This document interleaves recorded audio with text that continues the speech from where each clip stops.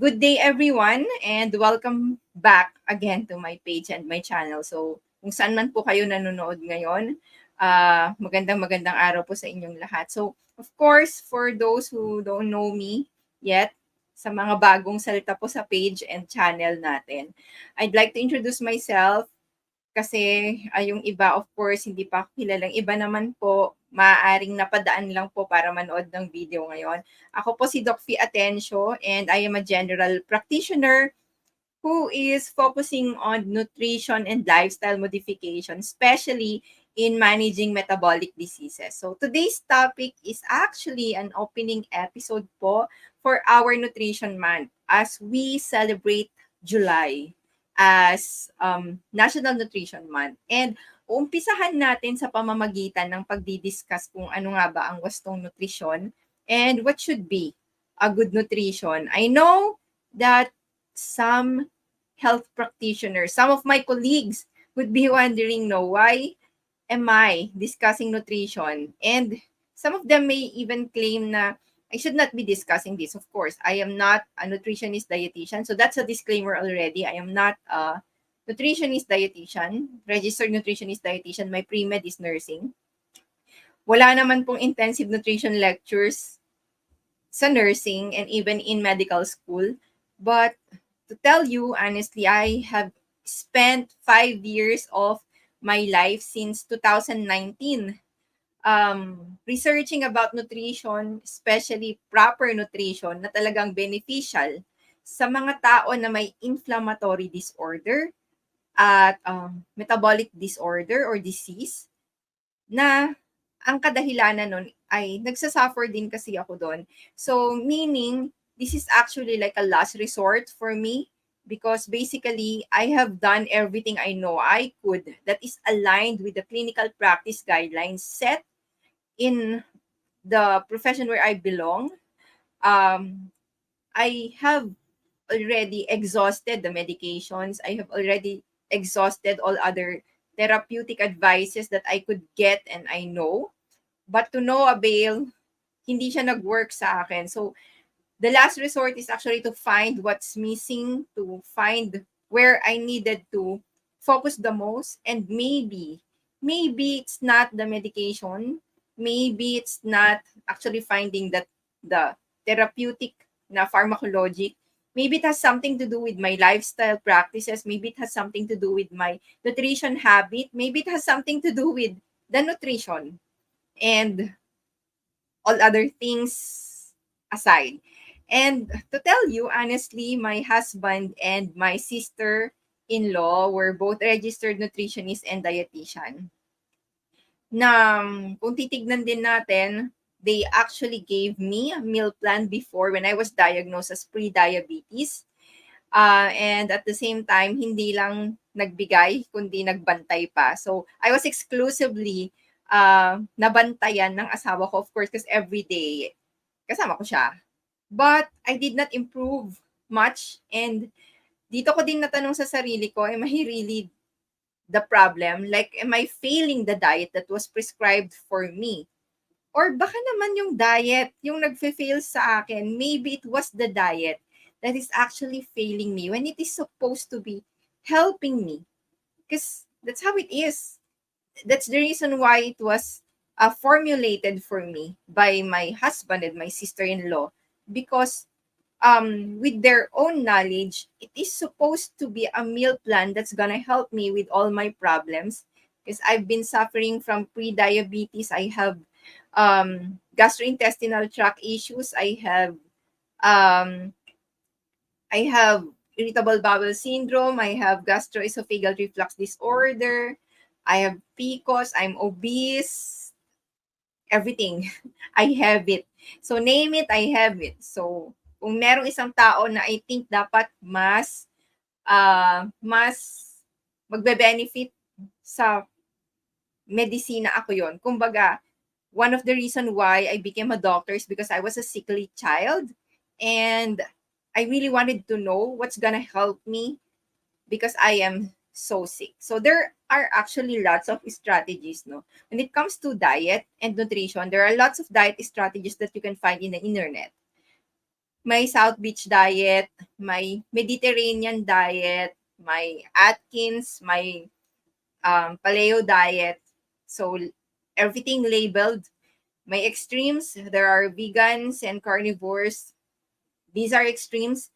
But as a physician, I don't really care much about the label. I'm telling you, some of the things that I'm teaching may have been labeled only for the sake of definition and only for the sake of um, not confusing people. Pero as a physician, what I really care um, more is not the label, but I care more about the composition of the food. So simula pagkabata, 'di ba, tinuruan na tayo ng wastong nutrisyon. They taught us the simple go, grow, and glow until we were old enough para i-accommodate naman yung food pyramid. So of course, the food pyramid is more complex. During my undergrad years and even in medical school, we were taught about the standard diet, which is the standard American diet, na kung saan dito din hinango yung sinusunod natin dito sa Philippines, which is yung guideline na yun ay yung pinggang Pinoy. Yung abbreviation ng standard diet is actually SAD. SAD. And for me, tamang-tama lang yun para sa kanya kasi nakakasad talaga yung diet na yun. Nakakasad yung strategy na yun.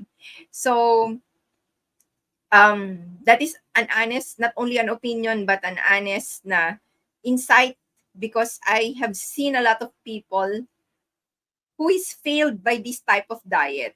And honestly speaking, it is the worst type of nutrition advice as it allows a great number ng carbohydrate and even sugar in our diet, which is unfortunately not helpful. Not helpful with insulin, especially nakaka-cause siya ng insulin resistance. But at the same time, hindi natin napapansin that it is also pro-inflammatory foods na kung saan nagkukos din siya ng pagtaas lalo ng inflammation sa katawan. And many of my colleagues might be mad at me for saying that, but honestly speaking, this is one of the worst. No, not one of the worst, but really worst nutrition advice to follow the standard diet. It is very high carbohydrate and it does not kumbaga consider a lot of things, especially processes inside our body. So for me, ano ba ang good nutrition? Based on what I know and based on what um, I learned, ano ba yung matatawag natin na good nutrition? And what do we need to consider when we choose foods for us? And when I say for us, of course, every individual magkakaiba. And in our current practice right now, me and Doc Mike and even Miss Byrne, Ma'am Byrne, we personalize plans for our patient because every individual is actually different. So let us now tackle what a good nutrition is at ano yung mga kino-consider namin as physicians and as nutritionists, especially in finding a better type of nutrition and a good nutrition for our patient. Okay? So let's go to the number one. Good nutrition must not be inflammatory. So alam nyo ba guys na yung skin barrier natin, itong balat natin, it is actually the one that is protecting us from toxins, from the environment, from the external environment. But we also have another defense, which is our digestive tract or tinatawag natin na gut. So mula yun sa bibig, sa bunganga, papasok sa tubo na nagko-connect sa bunganga at sa ating sikmura o yung ating stomach. At yung stomach hanggang sa ating bituka, hanggang sa makalabas yun sa katawan. So basically, yung system na yun ng katawan natin, it is also system that is protecting us from outside because when we get to eat, we are taking in something foreign that is from outside, external environment. Yung ating gastrointestinal tract, it is not only for absorption of nutrients. It is also defending us from the toxins that can enter our system by our mouth. Meaning, of course, sabi ko nga sa inyo, pag kumakain tayo, we are taking in something that is foreign, something that is from the outside world, from the external environment. And so, it might be contaminated with a few na toxins, but the food that we're eating might also be the toxin itself. So, ang pinaka-first defense natin is actually yung ating mga gastrointestinal tract hanggang sa bituka natin. So it's not only used for absorption of the nutrients, but it is also defending us from toxins that can enter our system or pasukin yung ating katawan. And hindi lang po microorganism like bacteria, virus, and fungi yung nagiging sanhi ng inflammation ng ating katawan. But like I said a while ago, the foods that we are eating might also be the toxin itself. So what am I talking about? Na pwedeng yun yung cause mismo ng yun mismo yung toxin. When we are eating artificial ingredients, foods that are not real, manufactured foods, and mga factory foods, which are very much filled with, toxic oils, so preservatives, para sa ganun, to make it last. And toxic oils are actually also type of oils that hindi agad na i-spoil. Kasi very refined na yon and very manufactured as well. These are the oils that are being used or ginagamit sa paggawa ng mga manufactured foods and factory foods. These foods, sobrang punong-puno din ito ng preservative and high fructose corn syrup to make it taste so good. And it is devoid of nutrients as well. These types of ingredients are actually very inflammatory. So, kung ikaw ay mahilig sa manufactured foods and factory foods, at mahilig ka sa mga hindi real foods, artificial ingredients lang yung laman, pwede po ito na mag-cause ng inflammation sa ating katawan. Kailangan pa natin idagdag yung mga sugary and refined carbohydrates. They're also very highly inflammatory.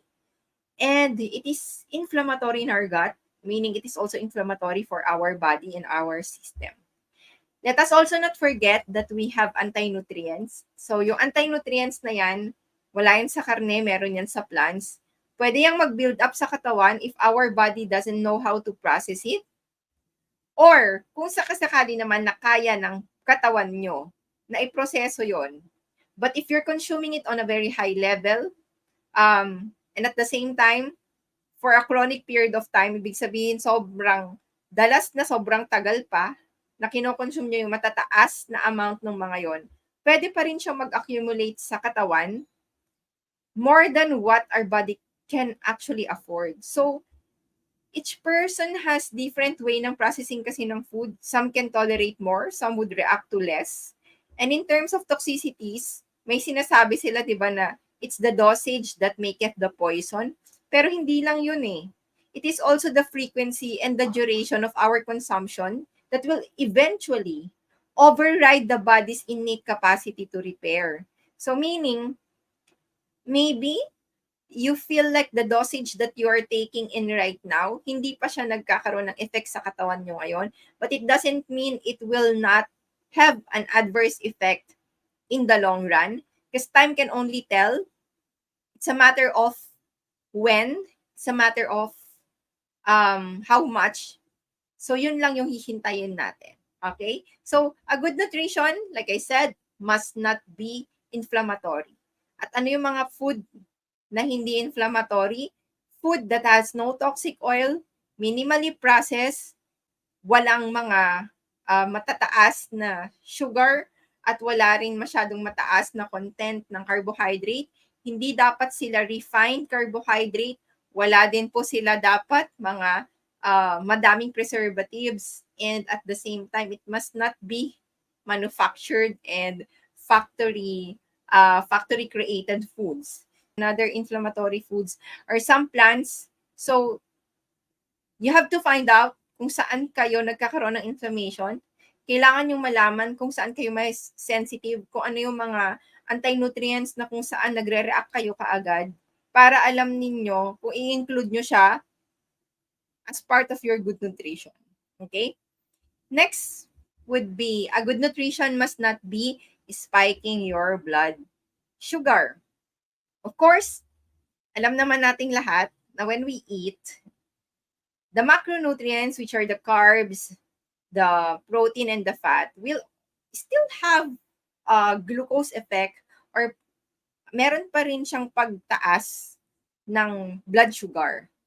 But iba-iba kasi sila. And we all know, ano ba yung nakaka-spike ng blood sugar? It is still the high carbohydrate diet.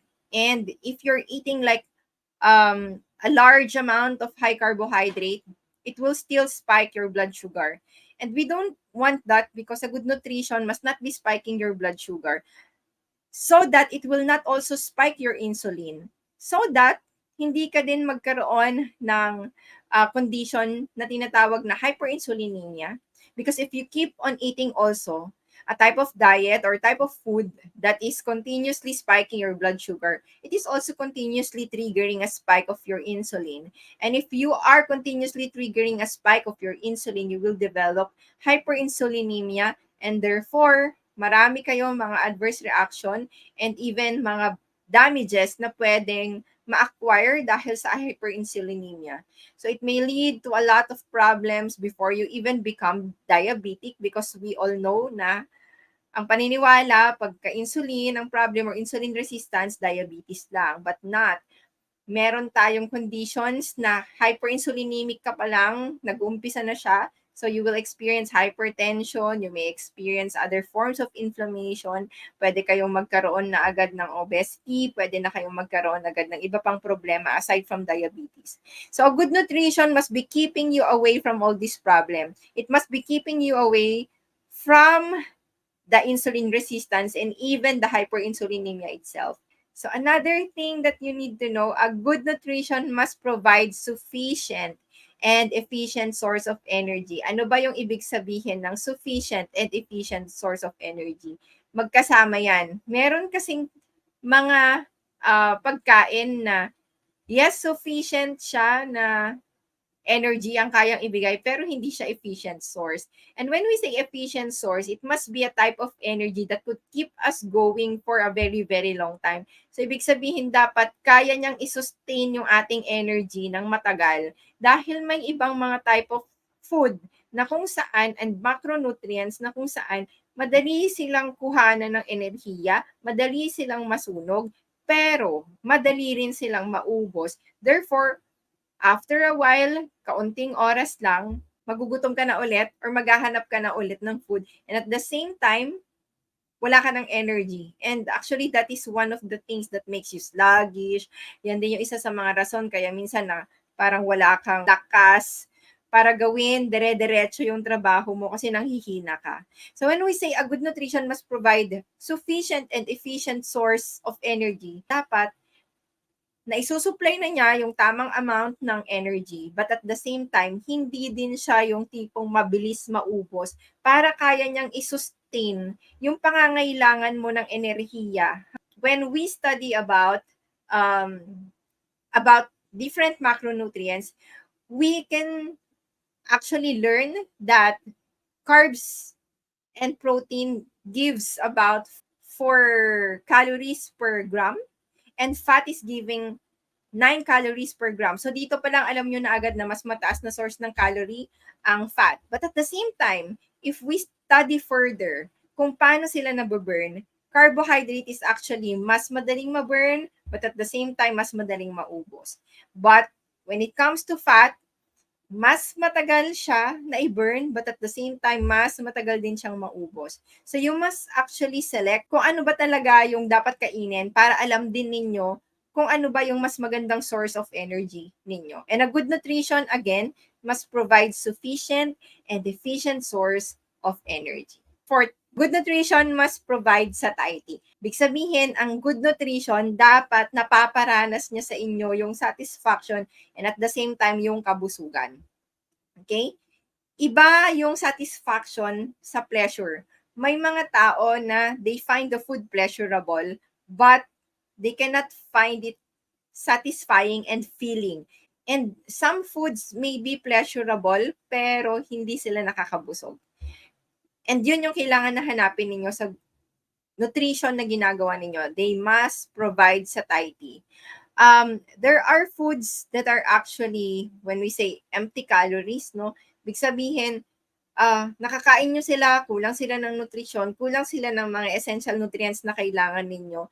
Therefore, your body will still ask for more. Minsan naman, ang tinitrigger lang nila is your reward center. And when it is triggering your reward center, it's just providing you pleasure, pero it's not going to provide you like the real satiety. And that leads us to the next. What is our next na consideration? A good nutrition must not be addicting. If you're really satisfied with your food, kung talagang nagbibigay siya sa'yo ng sense ng kabusugan at talagang natitrigger niya yung satiety, it must last you long eh. Ibig sabihin, hindi ka dapat niya gugutumin ka agad. And at the same time, hindi ka dapat niya natitrigger ng cravings mo. Because you are already satisfied and you are already filled. Because if you ate just an hour ago or maybe 2 hours ago, pero naghahanap ka ulit ng pagkain ngayon, ibig sabihin, you were not satisfied and at the same time, hindi talaga niya na-trigger yung satiety mo.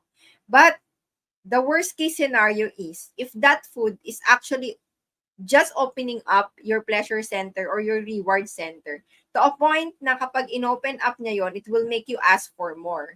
So meaning, kapag kinakain mo yon, ang nangyayari, tuwing kinakain mo siya, after mong kumain, parang sinasabi ulit ng pleasure center mo na, kailangan ko ulit ng food at gusto ko ng ganito. So, a good nutrition must not be addicting. Ano ba yung mga nakaka-addict na food?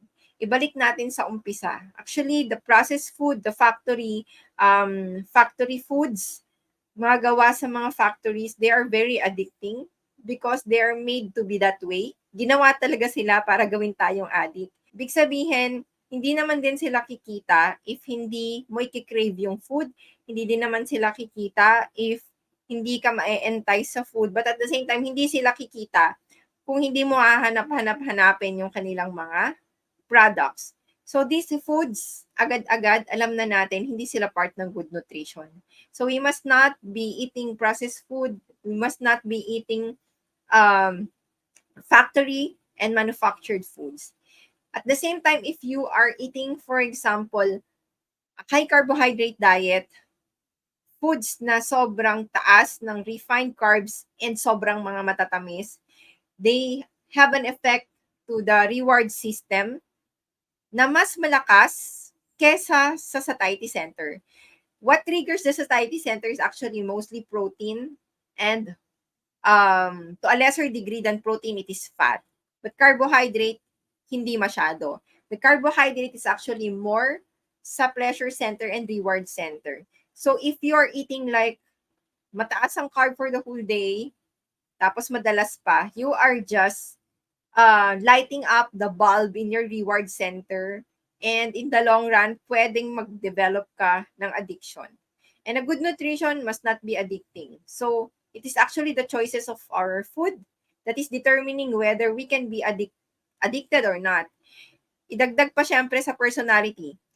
So, it takes a person to know himself very well for him to identify the tendencies na meron siya para alam din niya kung ano yung gagawin niya if ever that siya ay mag-choose ng food at sa tingin niya may tendency siya to become an addict, then dapat mas i-avoid niya yung mga food that will trigger the rewards center and the pleasure center of the brain para hindi din ma-trigger or ma-develop yung addiction sa tao na to. And if you are someone who has already been an addict and you are on a remission, like in a food addiction, the more na dapat umiwas ka because you already have the tendency. Hindi lang tendency kasi galing ka na doon.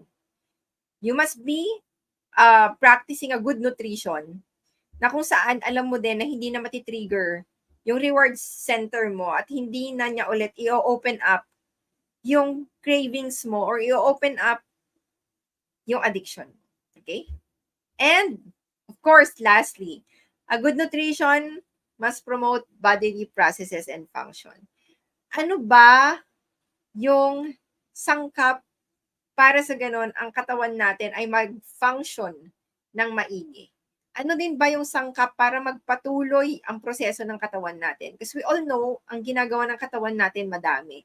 We are creating hormones, we are creating chemicals, we are repairing our body, we are regenerating yung mga dapat na ma-regenerate sa katawan natin. So basically, madaming processes. Even when we are breathing, when our heart pumps, kapag sumasala yung kidney, these are all part of bodily processes. So, ano ba yung sangkap para magpatuloy na maayos yung proseso ng ating katawan at mag-function siya ng optimal? Paano natin mapapaganda, mapapanatili na tuloy-tuloy at mapapanatili din na efficient yung ginagawa ng katawan natin? By providing our body with the right nutrition and a good nutrition, which is filled not only with calories or not only with a lot of or sufficient energy na source, but at the same time, it must be filled with a lot of nutrients. Kasi our food, ang kinakain natin, can act both ways as a substrate or as an ingredient to certain body processes and function, or it can act as a calorie or an energy. So, hindi natin alam kung ano yung pangangailangan ng katawan natin, pero hindi rin natin pwedeng sabihin na kapag ang kinain mo, pumasok mo sa katawan mo, lahat yon ay magiging enerhiya. Kasi it really depends on the demand system ng katawan natin kung ano yung kahihinatnan ng pagkain na yon. Ito ba pagkain ngayon, gagawin ba ito or gagamitin ito as an ingredient or ito ba ay susunugin? It really depends dun sa demands na nangyayari dun sa katawan natin or dun sa pangangailangan ng katawan natin. So, what we need to do is to provide ourselves with both. It must be sufficient in energy, and at the same time, it must be sufficient in nutrients. So that once na nag-enter na siya sa katawan, hindi na maghahanap yung katawan natin or mag-iisip kung saan niya kukunin yung either ingredients or yung energy. Magdi-decide na lang siya kung ano yung gagawin niya mismo dun sa pagkain. Magdi-decide na lang siya kung either, ang daming pumasok sa katawan ko and it is sufficient both as an energy source and both as a substrate or as ingredients. So, gagawin ko na lang mag-isip, saan ko na to gagamitin? But, the thing is, at least, kompleto siya. Hindi nyo siya dinideprive. Hindi nyo siya binibigyan ng mga ampaw lang na nutrients. And that is a good nutrition. A good nutrition must promote bodily processes and function. And I am a low carb practitioner, and at the same time, I am managing metabolic diseases and lifestyle diseases through nutrition and lifestyle modification. And my bias is, of course, using the low carbohydrate diet in my patients. We are very careful in constructing, for example, the carb content, the fat content, and the protein content, and what types of food yung included dun sa kanyang list that can actually be an advantage to a patient. Kasi iba-iba tayo, sabi ko nga sa inyo, iba-iba kasi tayo ng reaction sa food. So there are foods that could not be accommodated by other patient, but could be accommodated by other patients. So it really depends. But a good nutrition is always going to be everything that I have told you about. Ito yung dapat na konsiderasyon kung ikaw ay naghahanap ng wastong nutrisyon at kung ikaw ay naghahanap kung ano ba dapat yung i-include mo sa iyong pagkain. So I hope that this discussion will just at least enlighten you in choosing the good nutrition na para sa inyo, and at the same time I will give you a glimpse of why we are choosing the low carb nutrition, because all of the things that I said, lahat ng criteria na meron ng good nutrition is actually very much present in low carbohydrate or therapeutic carbohydrate restriction, na kung saan ay nag-work sa akin, but at the same time, sa mga pasyente na na-handle na namin. So, we will call it a day. Tune in not only here in DocFi Attention Holistic Health Approach, but as well as dun sa Doctor's Desk na aming page and dun din sa Doctor's Desk na aming channel sa YouTube. And don't forget then, I hope that you could come po sa ating Pinoy Ketovore Summit that will be happening on August 3, 2024, hosted by Blindahan's Health and Wellness Hub. And sana makasama namin kayo doon at makita namin kayo doon. Kasi magbibigay pa kami ng mas maraming mga lecture doon, especially for beginners. And kung hindi man po sa mga beginners, at least ma-refine po natin yung inyong kaalaman about low carb nutrition. At the same time, baka sakali na may mga kailangan pang ayusin, malaman nyo din doon kung paano nyo siya ayusin. So yun lang. Salamat and bye!